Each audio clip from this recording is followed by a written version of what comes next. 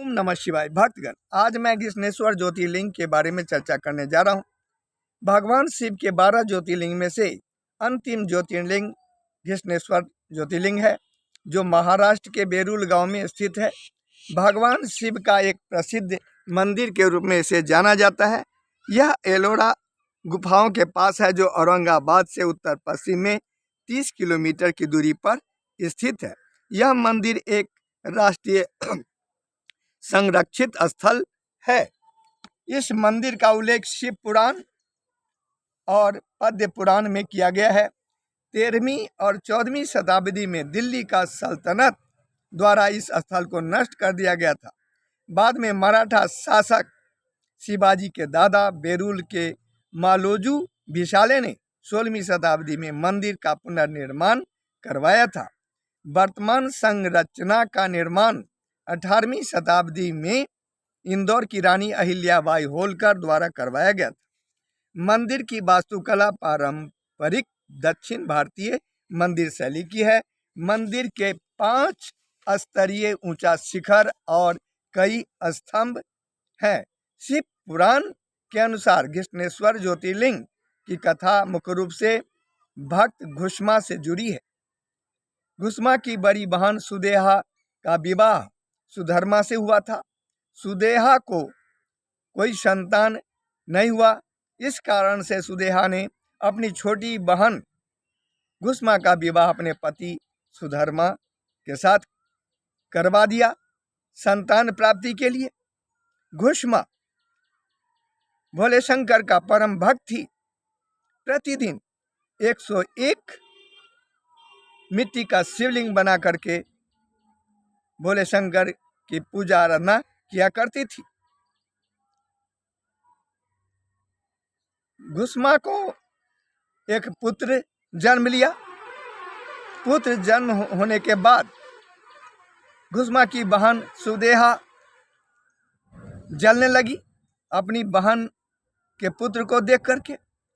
उसने एक दिन अपनी बहन घुष्मा के पुत्र को मारकर एक तालाब में फेंक दिया। जब घुष्मा को अपने पुत्र के बारे में पता चला कि मेरी बहन सुदेहा मेरे पुत्र को मार करके तालाब में फेंक दिया है, तो उसने भोले शंकर की पूजा आराधना करने लगी। ऐसे तो प्रतिदिन पूजा करती थी, लेकिन उस समय ध्यान लगा करके भोले शंकर से प्रार्थना करने लगी। कहने लगी, हे भोले शंकर, मेरे पुत्र को जीवित कर दीजिए। उसकी पूजा आराधना से भोले शंकर प्रकट होकर घुष्मा के पुत्र को जीवित कर दिए। इस पर घुष्मा ने भगवान शिव से प्रार्थना की कि वे यहीं ज्योतिर्लिंग के रूप में विराजमान रहें, ताकि भक्तगण उनका दर्शन करते रहें। इस कारण से भोले शंकर घृष्णेश्वर ज्योतिर्लिंग के रूप में वहां पर स्थापित हो गए। घुष्मा के नाम पर इस ज्योतिर्लिंग का नाम घुष्मेश्वर महादेव पड़ गया। घुष्मेश्वर महादेव का दर्शन करने से संतान सुख की प्राप्ति होती है। मंदिर में सुबह और शाम आरती होती है। औरंगाबाद से टैक्सी या बस से मंदिर तक जा सकते हैं। तो भक्तगण, इस कहानी से हमें यही ज्ञान प्राप्त होता है कि यदि प्राणी के ऊपर कैसा भी संकट आ जाए तो उसे घबराना नहीं चाहिए। सच्चे मन से उस परम पिता परमेश्वर में ध्यान लगा करके उनकी पूजा आराधना करना चाहिए। अवश्य ही भगवान उनकी हर कष्ट को जो है दूर कर देंगे। उसके जीवन में कोई परेशानी नहीं रहेगी।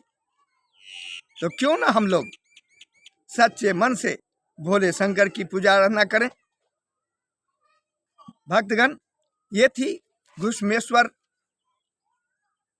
महादेव के बारे में जानकारी, साथ ही घृष्णेश्वर ज्योतिर्लिंग के बारे में जानकारी। दोनों एक ही है। मेरा अगला वीडियो देखने के लिए मेरे इस चैनल को लाइक एवं सब्सक्राइब करें, साथ ही अपने दोस्तों को भी शेयर कर दें। अगले वीडियो तक के लिए आपसे आज्ञा चाहता हूँ। जय भोलेनाथ।